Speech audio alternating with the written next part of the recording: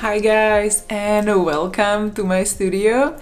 Today we are going to draw with soft pastels, and I haven't used soft pastels for what it feels like very long time. So I am quite rusty, and that's why I thought choosing a subject which I'm more comfortable with these days, which is a landscape, is a good choice. So let's clean this desk and let's get to drawing.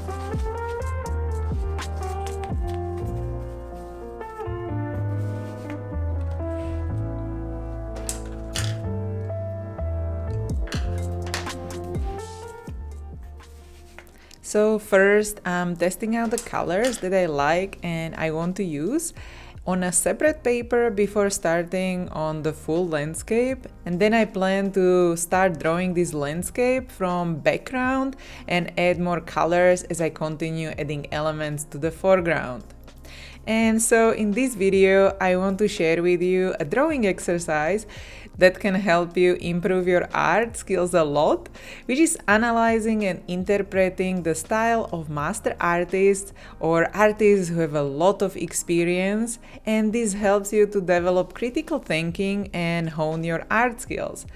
For example, I chose a Studio Ghibli art, and I use this type of exercise as one of the techniques to improve my art skills too. And if you want to learn other techniques that I use to improve my art, you can always look at my classes where I go over a lot of different techniques and theories that you can try to improve your art skills. And you can find the link in the description. And maybe you already watch my classes, and if yes, thank you so much for watching them. And back to this drawing exercise and drawing topic. Basically, learning from masters is a great way to practice and improve your art skills. And over the years, I researched different art books, and one of my favorites is Art of Ghibli movies. And one of the artists that I like is Yoshi Nishikawa. Hopefully, I'm not butchering the name too much. And this artist worked, for example, on Howl's Moving Castle, and that was his first credited film. And his skill to create nature with traditional media is just amazing. So, what are the lessons that we can learn and implement to our art from these movie scenes? So, in animation, the landscape should not overshadow the characters, and it should be quite readable and not too complicated. And it should also have a lot of details, so that's a kind of hard combination to create, right? Lots of details, but not too complicated. And also, it should be kind of realistic, at least in these movies, but also not look too realistic. So the trick is to find the right balance. And that's what I'm trying to do here. I'm planning to draw a landscape with lots of details and colors, but also trying to stay away from over-rendering and hyper-realism. The dry pastels are helping me to do that because you can't add too many details because they're quite chunky. So when practicing drawing scenes from movies and from old masters, I'm learning new techniques, and I'm also developing a visual library like shapes, textures, lines, color palettes, and composition as well. A strong visual library can help you a lot to develop as an artist.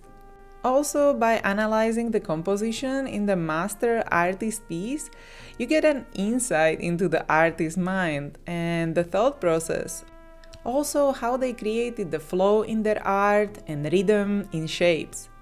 In addition to that, how they balance the composition in terms of values and areas of contrast before adding textures and details.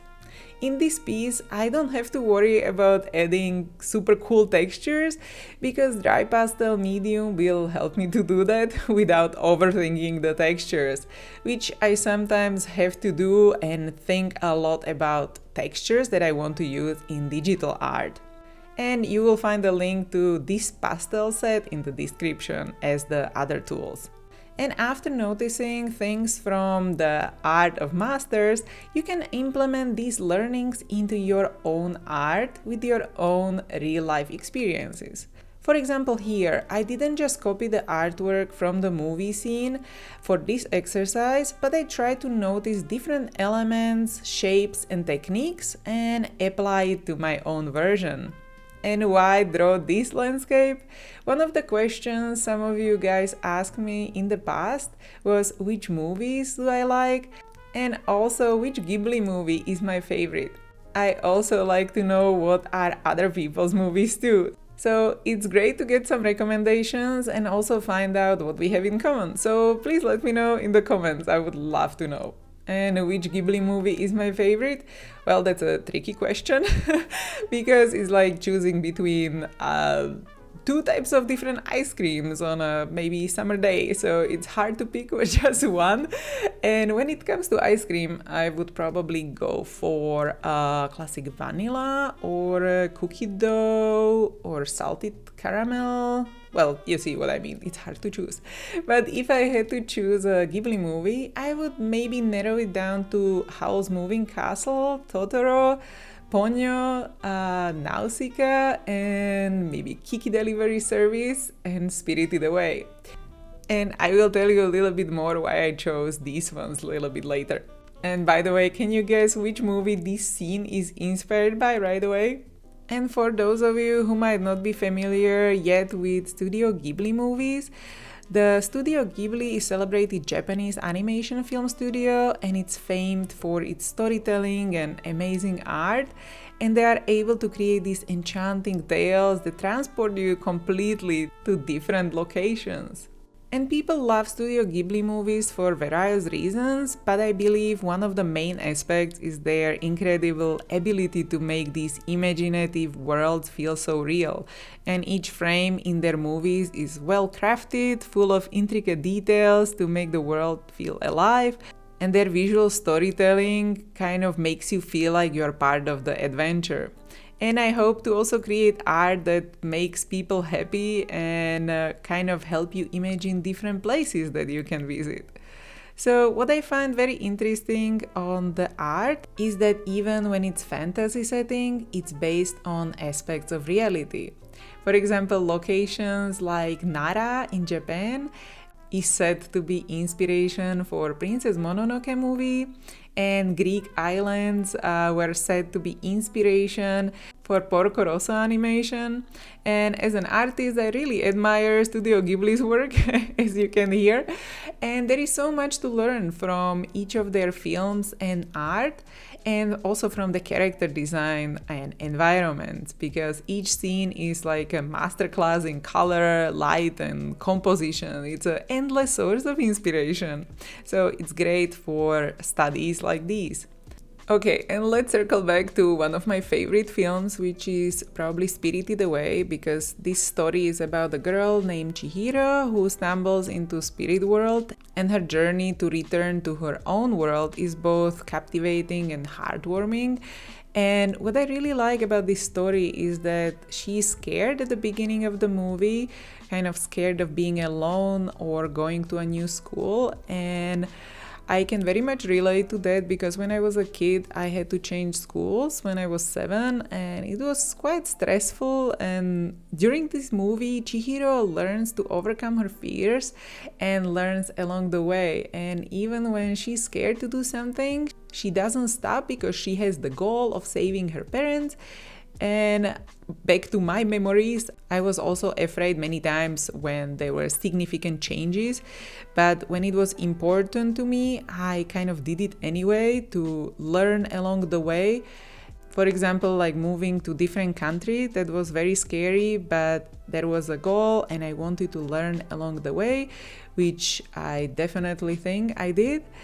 So all of this was hard, but I think it made me a stronger person and who I am today. And I think I grew as a person. And that's why I think this movie is one of my favorites. In addition to the story, the backgrounds with cute colorful houses, the shapes of the trees and the atmospheric setting, like the train reflected on the water, they're just amazing.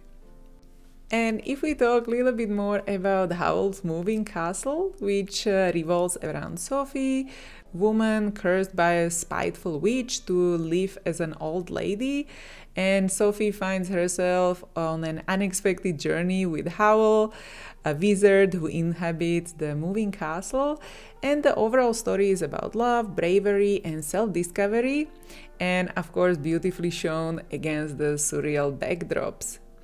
And I love how they animated the fire Calcifer character. So I guess you can guess by now which movie inspired this landscape. So yeah, it's a Howl moving castle. So as I continue to create this Howl moving castle inspired landscape today, I want to encourage you to let your creativity flow, play around with different colors, textures, and perspectives when you do these studies. And if you decide also to do a study of Studio Ghibli art, try to play around with different colors, textures, and perspectives. And also, like with this medium, I'm trying to embrace the mistakes and see what comes out of blending the colors and different strokes. And I think mistakes, even when they are frustrating, at least for me, maybe not for you as much, they are kind of crucial part of the creative process, as I'm being told, but I can see it when I practice, and then there is something frustrating. That means I'm learning. And every stroke you make, every color you pick, it's all adding to your unique artistic journey. So let's try to enjoy the process and let's try to have fun with it. And let me know in the comments what is your favorite Studio Ghibli movie, and it would be great to know also why.